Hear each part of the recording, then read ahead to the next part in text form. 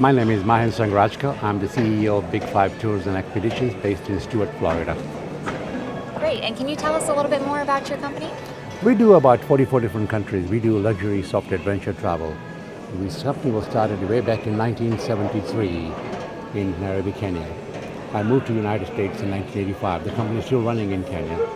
And we started sending people to Africa, and eventually we realized we need to be more broad than just Africa.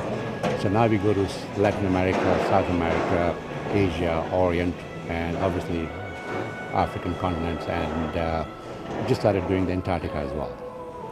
Great, so you were a judge last night at the Tourism for Tomorrow Awards here at WTTC. How were you chosen to be a judge? The church, as I said, I've been a judge for 4 years, and I was chosen based on my background with the conservations that I've been doing it for 4 years now.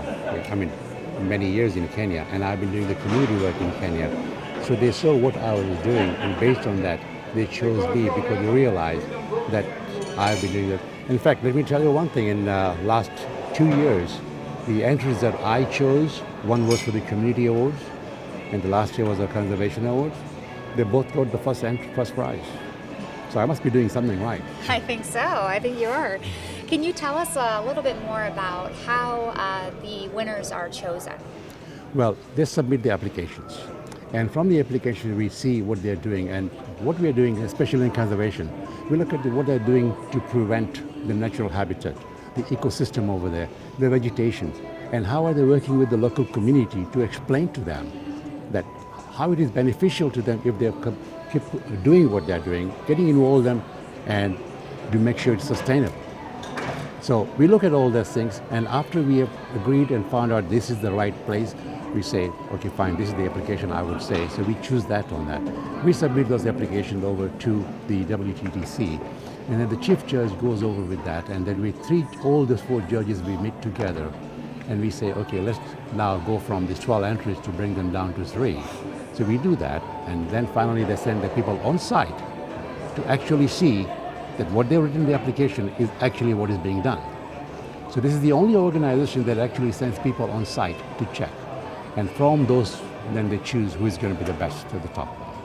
Great, sounds like an efficient process. It's a very efficient process. A lot of magazines, they come out with these awards, but they just go by what is on the application. They don't even know, we don't even verify whether it's correct or not. So I love this place because they really do the right job, and they give the award to the right people who are really deserve it. Can we expect you to be a judge next year in Tokyo? Well, that's up to them, you know. I think they've been asking me to be a judge for the last 4 years, and I hope they will ask me to be on the panel again next year. But if they do, I will certainly do, because I love what I do. It's a lot of work, about 2 months of work involved in actually looking at the entries. And after that, there's another 3 months of work for them to really go and do that. But I'll be more than happy to help. If I can help to improve the world and send a message out how important these awards are, I'll be more than happy to help. Great, well, it sounds like you're extremely qualified for the process, so I hope you are going to be a judge again. Well, people say I'm qualified, but I don't know. My wife doesn't say that, but it's okay. But no, seriously, because of my background in this industry, I have not only been qualified, but I have learned a lot from this process. So it's just really not qualification. I learn everything new every day. So I love being a judge on this one. Now, uniting the travel industry to address important issues and challenges is a key focus of the World Travel and Tourism Council. Is this a realistic goal, or is it easier said than done? No, it's a realistic goal, but they need to identify the travel community as to what is. It is the middle class people that are growing market right now. So they need to focus on those before they go after all this. So it can be achieved. It is realistic, but it's not going to happen tomorrow. If you start a process now, it's going to take another 5 to 10 years before it's really built into place. But what they're doing is right. They have the right people in the industry. They have right people doing on the panel, and I think they're going the right way. Great. Well,